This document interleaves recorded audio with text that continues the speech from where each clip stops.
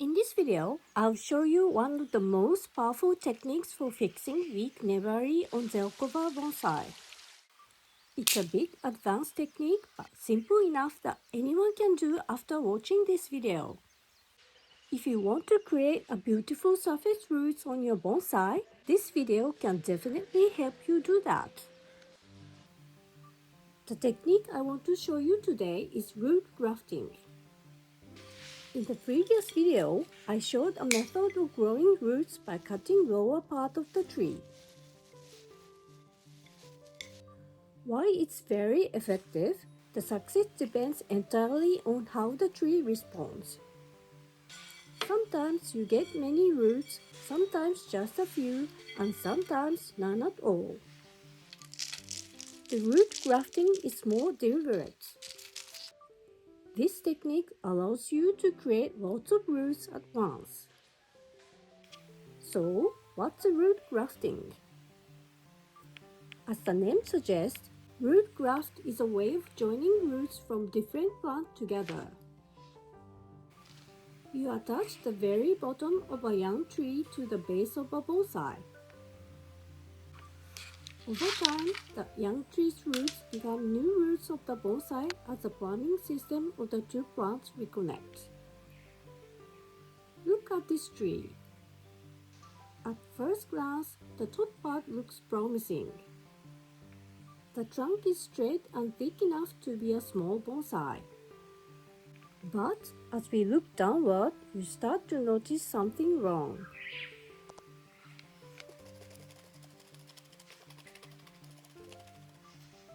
The roots are mostly on one side and it has a really thick root, almost as thick as the trunk. When you rotate on the other side, the trunk goes into the soil and there are no roots. So, the whole tree feels really unstable when we look at the base. If you leave it like this, the missing surface roots will always weaken the whole design. So, the question is, what actually makes a graft succeed? Research on plant grafting shows that when two plants successfully fuse, several biological processes must happen. It's a bit complicated, but in practice, all of that biology can be simplified into 3 root graft principles.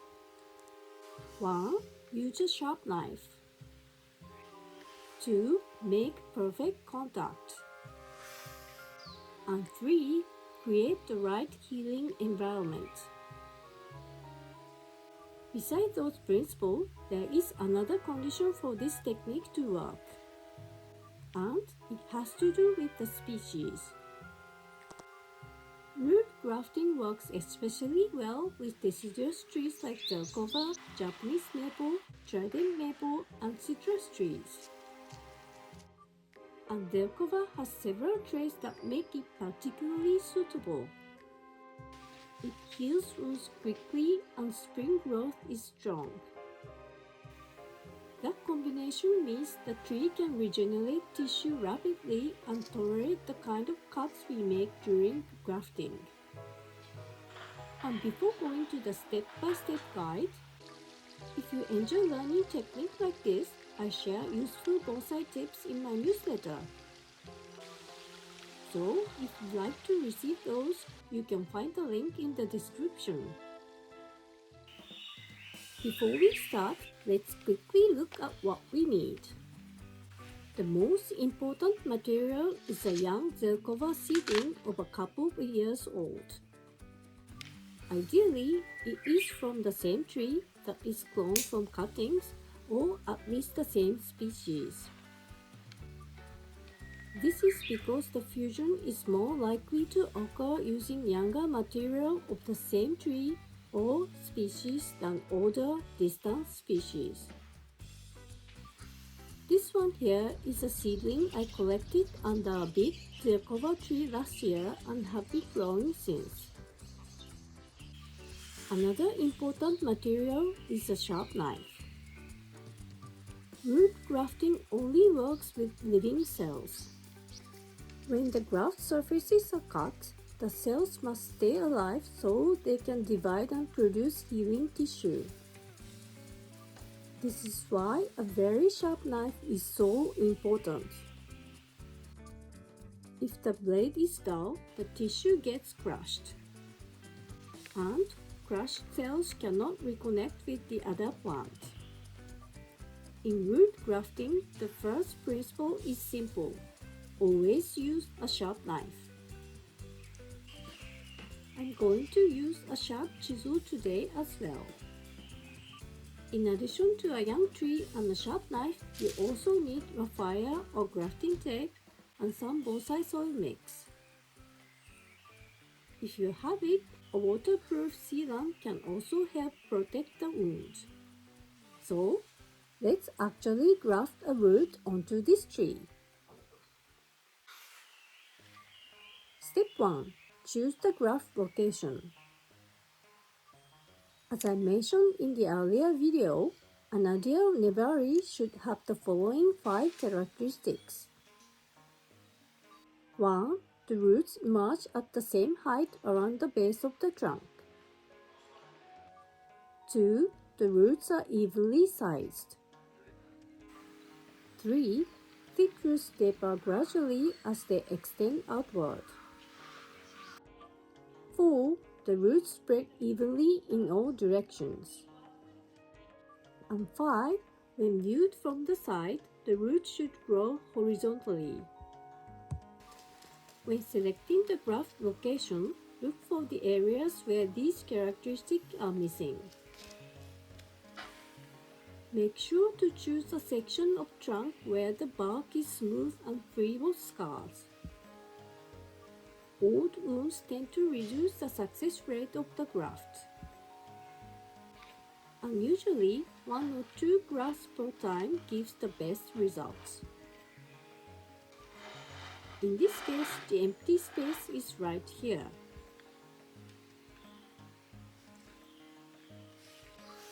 As to the thick roots on the other side, I need to deal separately next year after root graft. Step 2. Make the cuts. Export the part where you want to graft.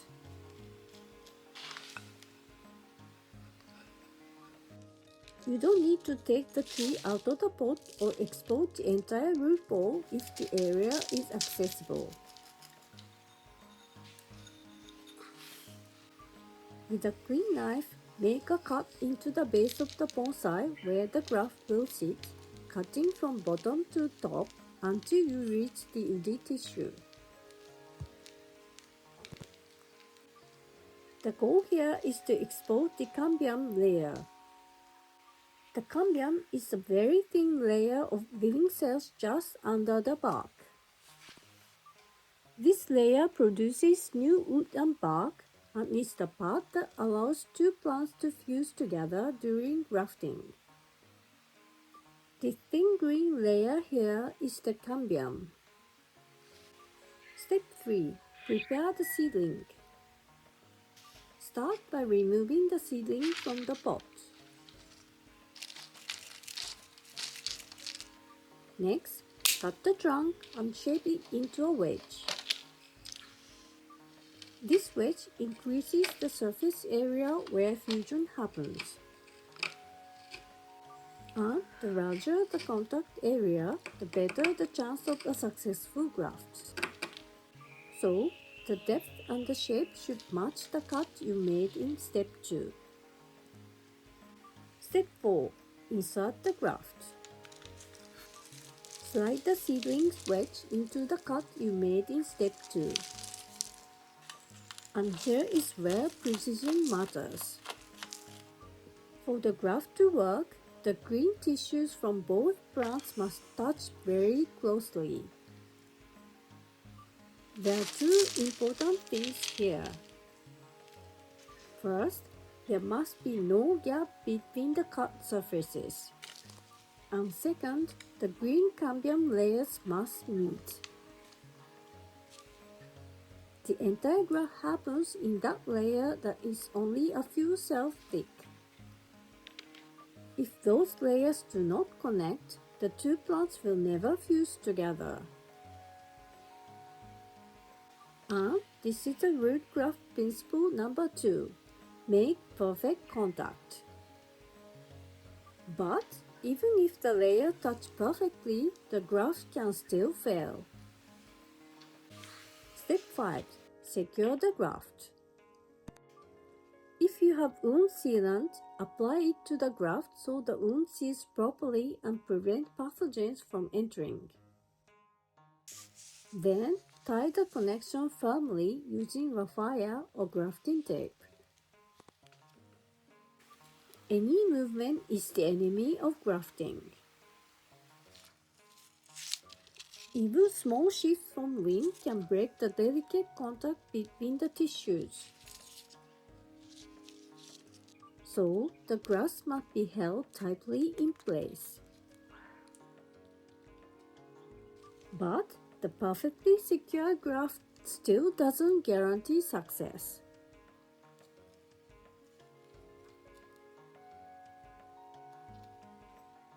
Step 6. Cover with soil. Make sure the graft area is completely buried with soil.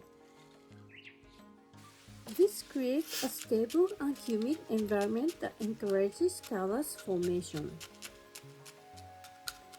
And here comes the principle number 3. Create the right healing environment. After grafting, the tree produces a special healing tissue called callus. This callus gradually bridges the wound and eventually allows new vascular tissue to form. For that process to succeed, 3 things need to happen. 1. The graft must stay stable because movement can break the fragile tissue connection. 2. The environment should be warm and humid, which encourages callus formation. And 3. The 2 plants should be compatible, ideally the same tree or species. So, when grafting, use sharp knife, make perfect contact, and create a right healing environment. When you do that, the tree can do the rest. After covering with soil, water well. Put the tree in a location with a strong wind or rain. If successful, the fusion happens in a couple of months. I can't wait when this seedling becomes a permanent root for this bonsai. And in a few years, the empty side of this surface root should look completely different. And that's it for today. Thank you for watching and I'll see you in the next video.